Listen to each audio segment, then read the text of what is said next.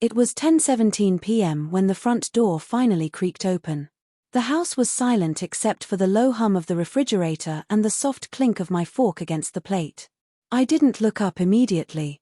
I didn't have to. Her scent reached me first. Sweet, sharp, unfamiliar.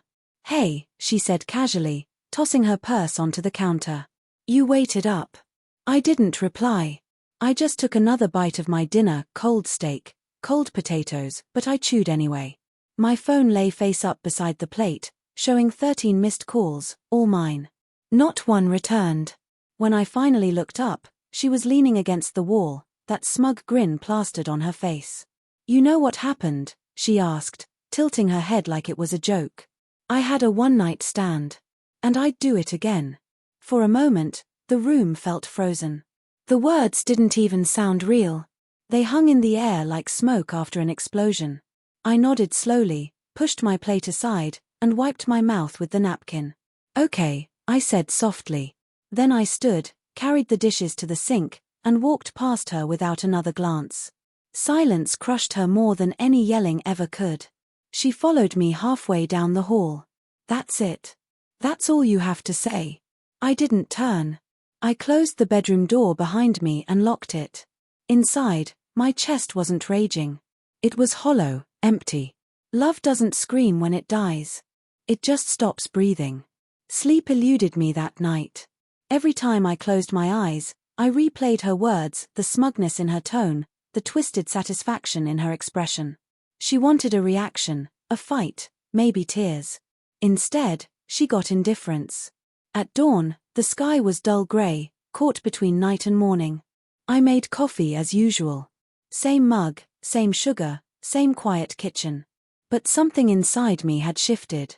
I walked past her sleeping on the couch. She'd stayed there after realizing I wouldn't let her in. Her mascara was smeared, her phone lay on the floor, unlocked. One message caught my eye. From someone named Chris. "Last night was insane. When can we do it again?" I placed the phone back exactly where I found it.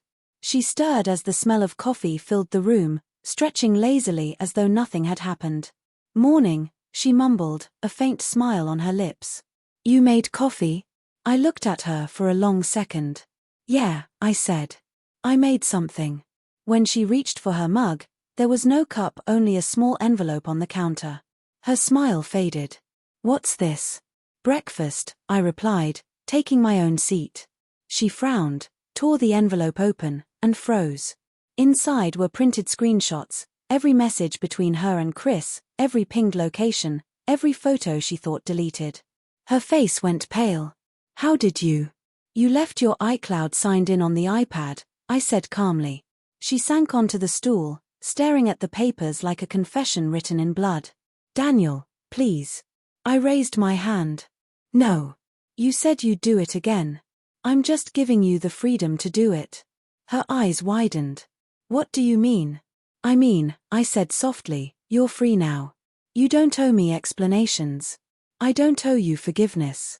Her lips trembled. "You're leaving me?" "No," I said, setting down my mug. "You're leaving me. You just don't know it yet."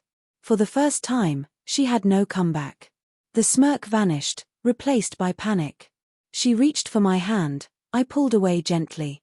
"Daniel, it was a mistake." "Mistakes are spilling coffee," I interrupted. This was a choice.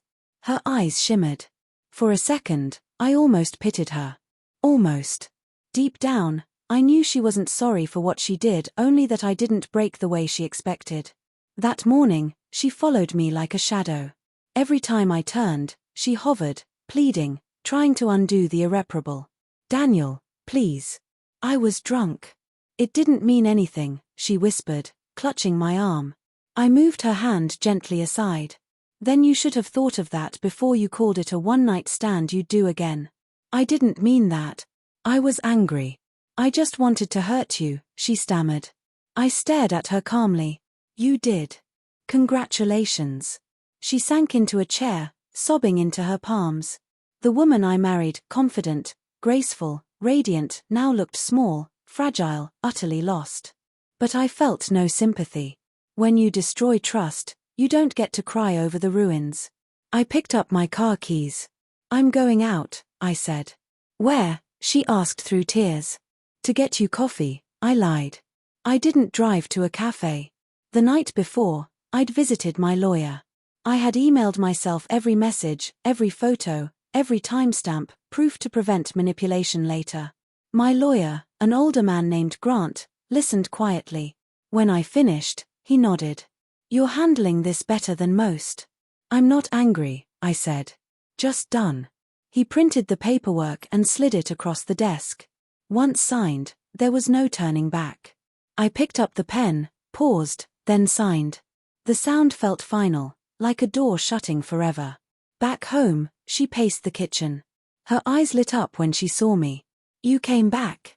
I said I would, I said calmly, placing a white envelope on the counter. Her smile faltered. What's this? Your freedom, I said. She opened it, hands shaking. Divorce agreement, Daniel. You can't be serious. I am.